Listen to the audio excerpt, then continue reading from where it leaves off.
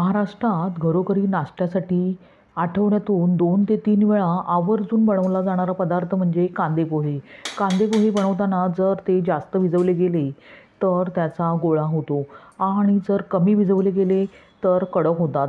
म्हणूनच मी अगदी आज मोकळे मऊसूत थंड झाल्यावरही कडक न होणारे असे भरपूर टिप्ससहित कांदे पोहे कसे बनवायचे हे या व्हिडिओमध्ये दाखविले आहे.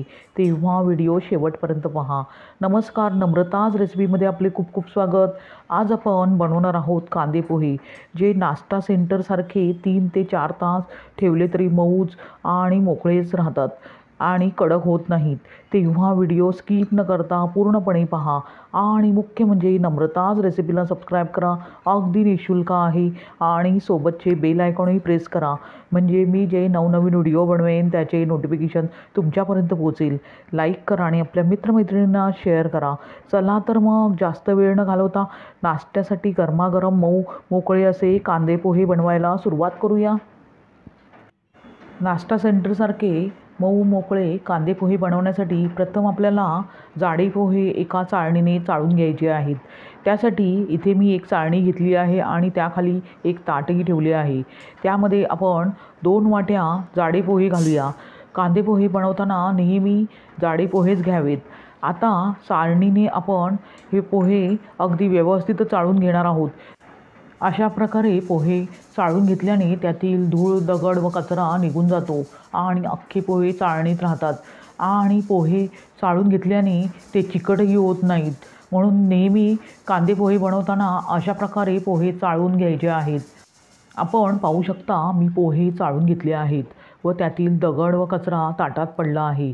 तो आपण फेकून देऊया आणि पोहे 2 ते 3 वेळा स्वच्छ धुवून घेऊया, म्हणजे पोहे व्यवस्थित धुतले जातील व त्यात एक्स्ट्राचे पाणी राहणार नाही आणि मोकळेही होतील.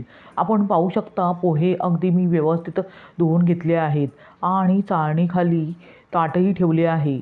त्यामुळे पोह्यात थोडेसे पाणी राहून पोहे भिजलेही जातील व संपूर्ण पाणी जाऊन कडकही होणार नाहीत.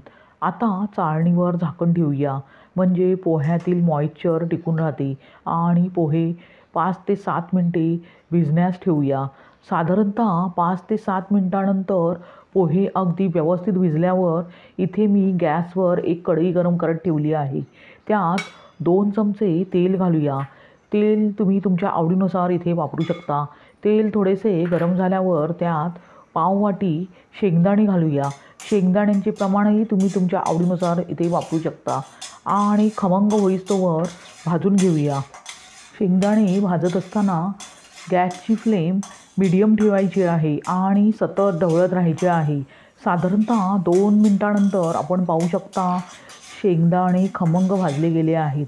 आता ते आपण एका बाउलमध्ये काढून घेऊया आणि बाजूला ठेवूया. नंतर आपण हे तळलेले शेंगदाणे पोह्यात घालणार आहोत आणि वरती गार्निशिंगसाठी वापरणार आहोत. आता ते आपण बाजूला ठेवूया आणि फोडणी तयार करून घेऊया. पुन्हा त्याच तेलात आता तेल गरम आहे, त्यामुळे त्यात आता आपण 1 चमचा मोहरी, 1 चमचा जिरे, पाव चमचा हिंग घालूया आणि फोडणी अगदी व्यवस्थित तडतडू देऊया. फोडणी अगदी व्यवस्थित तडतडली पाहिजे, नाहीतर त्याची चव कडवट अशी पोह्यात लागते. आता फोडणी व्यवस्थित तडतडल्यावर त्यामध्ये 2 बारीक चिरलेले मीडियम साईजचे कांदे घालूया आणि फक्त कांदा ट्रान्सपरंट होईस्तोवर व्यवस्थित परतून घेऊया. आता गॅसची फ्लेम मीडियम ठेवायची आहे आणि कांदा फक्त ट्रान्सपरंट होईस्तोवरच परतून घ्यायचा आहे. कांदा परतत असताना त्यात 7 ते 8 कढीपत्त्याची पाने घालूया. कढीपत्त्याची पाने तुम्ही तुमच्या आवडीनुसार इथे वापरू शकता आणि मिक्स करून घेऊया. त्यानंतर लगेचच बारीक चिरलेल्या हिरव्या मिरच्याही घालूया. इथे मी 3 हिरव्या मिरच्या बारीक चिरून घेतल्या आहेत. हिरव्या मिरच्या तुम्ही तुमच्या आवडीनुसार इथे वापरू शकता. आता पुन्हा सर्व जिन्नस अगदी व्यवस्थित परतून घेऊया. कांदा परतून झाल्यावर त्यात पाव चमचा हळद घालूया आणि मिक्स करून घेऊया. हळद घातल्यानंतर गॅसची फ्लेम लो ठेवायची आहे. सर्व जिन्नस अगदी व्यवस्थित मिक्स झाल्यावर त्यात चवीनुसार मीठ ॲड करूया आणि पुन्हा सर्व जिन्नस अगदी व्यवस्थित एकजीव करून घेऊया. आता त्यात पोह्याची चव बॅलन्स करण्यासाठी व पोहे अगदी मऊसूत राहण्यासाठी 1 चमचा साखरही ॲड करूया आणि व्यवस्थित मिक्स करून घेऊया। सर्व जिन्नस परतत असताना त्यात थोडीशी कोथिंबीरही घालूया।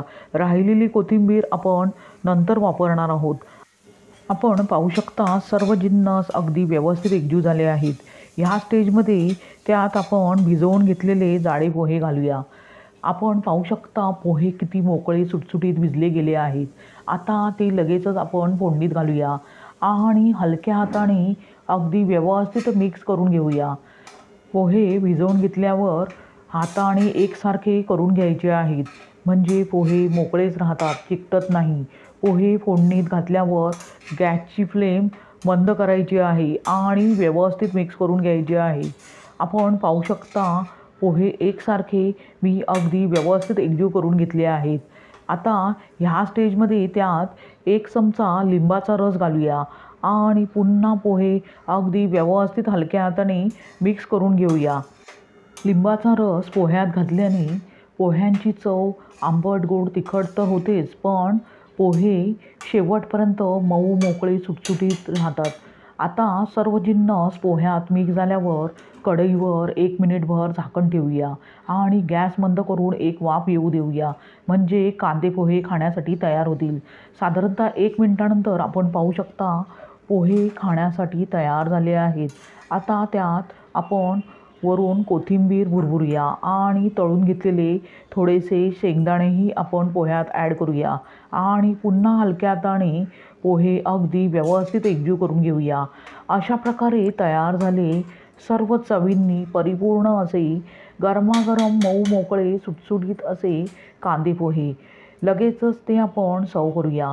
आता त्यावर तळून घेतलेले शेंगदाणेही घालूया। अशा प्रकारे तयार झाले मऊ मोकळे सुटसुटीत असे कांदे पोहे। नाश्ता सेंटरप्रमाणे 3 ते 4 तास हे पोहे मऊ मोकळे सुटसुटीत असे राहतात।